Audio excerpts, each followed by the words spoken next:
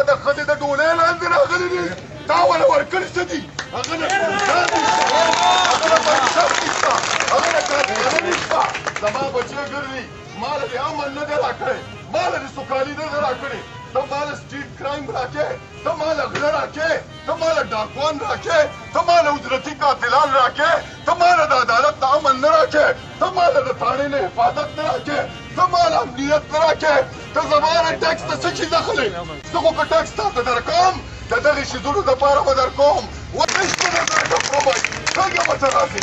ته به زما د کلي د خلکو سرمن وباسې ته به راځې زما میټر زما ملکیت دی ما پې پیسې ورکړې دي زه بیل ورکوم مجزان بیل ورکوي کونډې رنډې یتیمان جاړي مزدورکاره جاړي د هر طبقه فکر خلک جاړي خلک رزق تاریان دي ای د وخت ظالمه جابره قاهره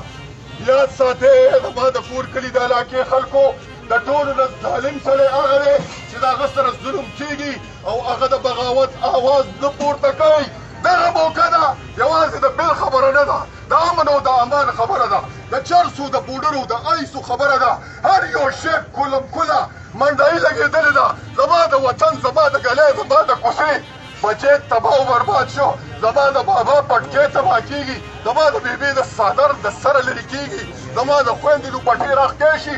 څوک به یې تپوس کوي د کوم ځای نه به راځي یا لما څوک به راځي دلته دا سیاسي خبره دا د زړه د جګر دننه آواز دی دا د امن او د صالحیت آواز دی دا د ظلم او د جبر خلاف آواز دی ای زلمو ځوانانو ای زما د کلي د کور د علاقې خلکو دا پنډتان به سیاسي تاسو له بیا راځي نن په دغه میدان باندې دا د خپل زلمي هلکان د سره ولاړ دي دا شاه زلمي د سره ولاړ دي پکار نه ده چې زما لیډران ټول په دغه ځای باندې د عوامو سره ولاړ دی نشته دی په دغه ځای باندې سوچ کوئ فکر کوئ دا اوازونه ځای په ځای باندې بدلیږي موږ تاسو ته دا وایو چې د دې حکمرانانو په خبرو باندې مه دوکه کېږئ وزیر اعظم نن ناست دی زما دې په خدای قسم یې د خدای تعالی غله ته راغلی ته په دغه ځای کې ناست دی 1500 روپۍ زیاتې شوي دي 1500 روپۍ او ته ما له 50 روپۍ ریلیف راکړې والله که ته په دې طریقه په ما باندې جمع کړې تا ما له امن نه دی راکړی تا ما له عدل نه دی راکړی تا ما له په ګلې په کوڅه کې امن تا ما له صحت نه دی راکړی تا اسپتال نه دی راکړی تا سکول نه دی راکړی ته زما د ټیکس ته څه شي دخل یې ته په ظالمانه ټیکسونو باندې زما اقتصادي قتل عام ولې کوې زما بچي ولې د لوږې وژنې ولې مور او پلار د ملک په طول عرض کې خودکشي کوي هغه لګیا دي هغه بیلونه نشي جمع کولی د حیا څادرې لرې کېږي عفت خرڅېږي ننګ او ناموس خرڅېږي د خلکو له هغه څیزونه جوړېږي والله که په عالم کفر کې چېرته یي موږ په انډیا کې نه یو چې مودي موږ سره لکه د کشمیریانو سلوک کوي موږ په آزاد وطن کې یو د کلمې په نوم باندې جوړ دی او ای خلکه دا شی مې یاد ساتئ زما د په رب قسم یې هر یو عزت مو وکته هر یو عزت مو وکته چې تر کومه پورې زما ملک د لا اله په نوم باندې جوړ دی او په دې کې د قرآن ماخذ آئین قانون او دستور نه وي والله موږ به همدغسې ذلیل او خوار یو رب کریم موږ له د قرآن دستور راکړي امین الله هغه خدای پاک د ظالمانو دپاره مو متفق او متحد لري امین وابدا آواز بولے تیزی آواز بولے تیزی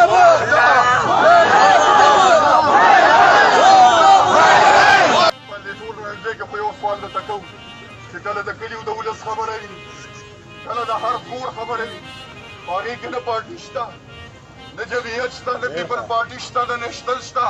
نه تحریک انصاف شته یو هم نشته موږ او تاسو ټول بیا د یوې بېبې اولاد یو زموږ د یو کور او د یوې جامې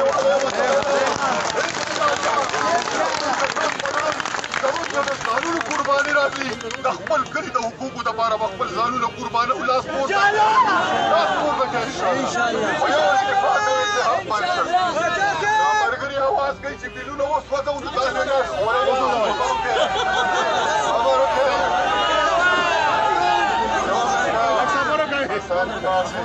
دا یو ځل اختیار ولي ویلي و چې موږ بیلونه سوځوو هغه هم دغه کړی په سیلاب کې وینا کړې وه بیا 15 میاشتې پس خلکو پسې یو په سل بیلونه راتله بیا یې وله کورنۍ شوټینګ کولی په کلار کښېنئ هسې که د ړنه ښه کېدو دپاره یې سوځوئ نو ورته کې کېنئ څه په نیت یې نشته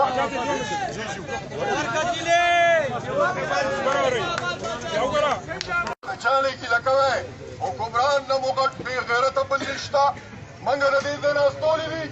اسمبلۍ نه مو استولې دي والله العظیم چې د هرې یوې پارټۍ دي په ایوان کې دننه ټول یو ځای وي چې کله د مراعاتو خبره راځي او بلونه پاس کېږي یو بل له لار ورکوي د هغوی هر یو شی فري دی د هغوی بجلي فري ده د هغوی اوړه فري دي د هغوی غوړي فري دي د هغوی تعلیم فري دی د هغوی ټکټونه فري دي د هغوی ګاډي فري دي د هغوی پټرول فري دي د زندګۍ د هرې شعبې ضرورت د هغوی فري دی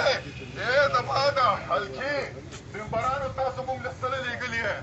د خدای بندګانو موږ له ستنې لېږلي الله مو تباه او برباد کړه دې غریبو خلکو څه تاسو ستاسو د غټ غره دې شته تاسو به د دې خلکو ترجماني کوئ هلته به دی نن سبا د خلکو سره ظلم کېږي جبر ورسره کېږي ورپسې 7,000 8,000 بل راځي